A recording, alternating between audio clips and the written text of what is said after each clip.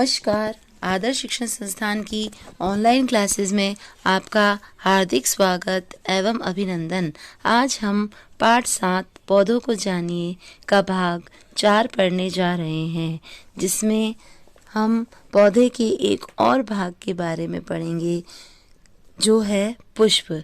अगर हम अपने आसपास देखें तो कई रंगों के पुष्प दिखाई देते हैं। कुछ लाल, कुछ पीले, कुछ नीले, तो कुछ सफ़ेद, अलग अलग रंगों के कई रंग बिरंगे जो है पुष्प नज़र आते हैं। और ये जो पुष्प होते हैं किसी भी पौधे की शोभा होते हैं, क्योंकि फूलों से ही जो है पौधा वह सुंदर दिखाई देता है। तो हम इस पुष्प के बारे में जानेंगे। अगर हमें कोई 3 डाली दे दी जाए, एक इस तरह से सिर्फ डाली हो, एक पे जिस पे पत्ती लगी हो और एक जिस पे पुष्प और पत्ती और डाली तीनों हो, तो इसमें से सबसे आसान किसे होगा पहचानना? तो आपका उत्तर होगा सी वाले पौधे को, क्योंकि इसमें पत्ते फूल भी लगा है, पत्तियां भी लगी हैं और डाली भी। तो इससे हम आसानी से पहचान जाएंगे कि यह पौधा किसका है। अगर सिर्फ डाली दे दे तो हमें पता ही नहीं चलेगा कि वह पौधा किसका है।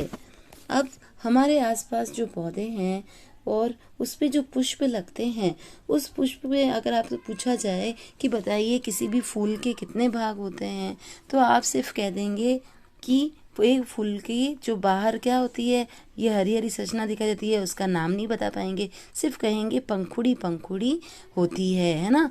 जो फूल है उसका पुष्प होता है, अब उसी के बारे में बता पाएंगे।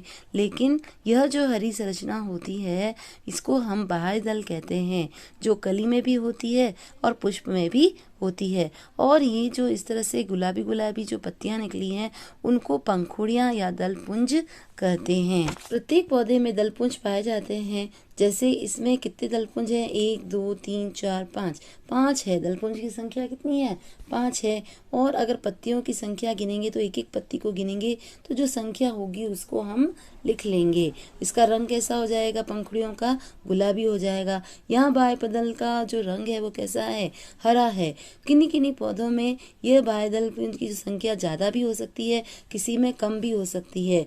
और कुछ पुष्पों में, जैसे इसमें तो बाह्यदल सब अलग अलग है ना, लेकिन कुछ पुष्पों में जैसे धतूरा होता है उसमें जो बाह्यदल पुंज होता है पूरा का पूरा जुड़ा हुआ होता है। जैसे ये है धतूरे का पुष्प, इसमें देखो इसकी जो पंखुड़ियां हैं वो भी कम है, इसे आसानी से हम गिन सकते हैं, 4 या 5 होती है।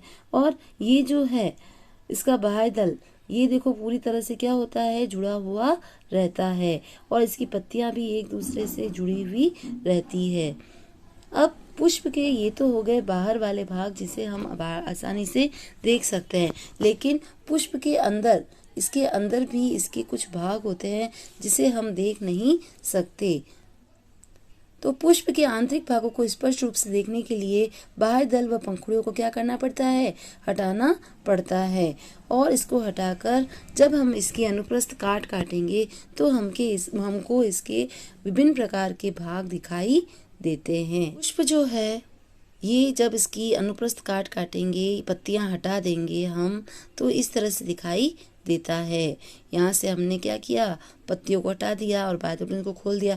तो देखो कुछ ये तंतु के समान पीली पीली जो संरचना दिखाई दे रही है, इसको क्या कहेंगे? पुंकेसर। क्या कहेंगे? पुंकेसर। और एक ये जो भाग है जो बीच में फूला हुआ है, इसको क्या कहेंगे? स्त्रीकेसर। पुंकेसर जो होता है वो पुष्प का नर जननांग होता है, जबकि जो स्त्री केसर होता है वो पुष्प का मादा जननांग होता है। अब इनकी संख्या को हम गिन सकते हैं। जैसे पुंकेसर कितने हैं? 1 2 3 4 5 6। तो कितने पुंकेसर दिखाई दे रहे हैं? इसमें 6 पुंकेसर दिखाई दे रहे हैं, जबकि स्त्री केसर कितना है? 1 दिखाई दे रहा है सर। अब इन पुंकेसरों के भी अलग अलग भाग होते हैं। ये है इसका पुंकेसर सारे। पुंकेसर का ये जो फूला हुआ भाग होता है इसे पराग कोश कहते हैं, जिसमें पराग कण पाए जाते हैं। और इसके पीछे जो ये तंतु जैसी संरचना है इसे तंतु कहते हैं। और ये जो पुंकेसर है वो किसी भी पुष्प का नर जननांग होता है। इन सभी पुंकेसर की अलग अलग पुष्प में अलग अलग संख्या होती है। पुष्प का बीचों बीच जो हमें भूली हुई संरचना दिखाई दे रही थी वह क्या कहलाता है? स्त्री केसर कहलाता है। इस स्त्री केसर के अन्य भाग होते हैं, जिस प्रकार पुंकेसर के भी भाग थे। ऊपर जो फूला हुआ भाग है उसे हम कहते हैं वर्तिकाग्र, और वर्तिकाग्र से लेकर यहाँ तक जो ये लंबी नलिका है उसे कहते हैं वर्तिका, और नीचे ये जो फूला हुआ भाग है उसे अंडाशय कहते हैं।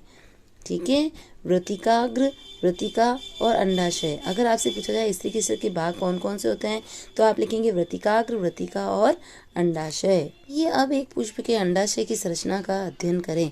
यह स्त्री केसर का सबसे निचला व फूला हुआ भाग है।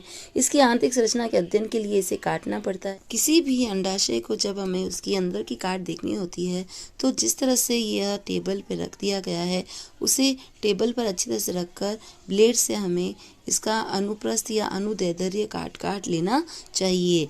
ये काट क्या कहलाएगा? अनुदैर्ध्य, और ये क्या कहलाएगा? अनुप्रस्थ काट। ब्लेड से काटने के पश्चात हमें पुष्प के अंदर कुछ ऐसी संरचनाएं दिखाई देती है। ये देखो, इसका यह जो अनुप्रस्थ काट था इसमें इस तरह से ये बीच में जो दिखाई दे रही है ये क्या है?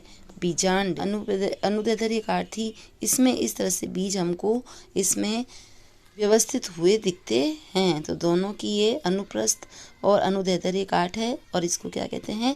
बीजांड। यानी प्रत्येक अंडाशय में अंदर की ओर बीजांड होते हैं। सभी पुष्पों की संरचनाएं सदैव एक जैसी नहीं होती। विभिन्न पुष्पों में बाह्यदल, पंखुड़ियां, पुंकेसर, स्त्री केसर की संख्या में अंतर होता है। किसी में अधिक होती है तो किसी में कम होती है, और किसी में एक ही पाया जाता है, या तो पुंकेसर पाया जाएगा या स्त्री केसर। तो कुछ पुष्पों में इनमें से कुछ भाग अनुपस्थित होते हैं। इसी प्रकार हम पुष्पों में जो है अलग अलग प्रकार से वर्गीकरण कर सकते हैं। आप अपनी कॉपी में पुष्पों का प्रेक्षण कीजिए, जिसमें पौधों का नाम लिखिए, उसके बाह्य दलों की संख्या लिखिए, रंग लिखिए, पंखुड़ियों का रंग लिखिए, उनकी संख्या लिखिए, बाह्य दल जुड़े हुए हैं या स्वतंत्र हैं वो भी लिखिए, पंखुड़ियाँ जुड़े हैं अथवा स्वतंत्र है, जो उनकी पंखुड़ियाँ वो भी जुड़ी हुई है या स्वतंत्र है उसके बारे में भी लिखो। पुंकेसर स्वतंत्र है, पंखुड़ी से जुड़े रहते हैं या किस तरह से हैं उसकी भी या इस बारे में यहाँ पे लिखें। स्त्री केसर उपस्थित है या अनुपस्थित है उसके बारे में लिखें। तो यह सारणी आपको कम से कम 5 फूलों को लेकर बनानी है, और इसी के साथ यह जो पाठ है वह समाप्त होता है। धन्यवाद।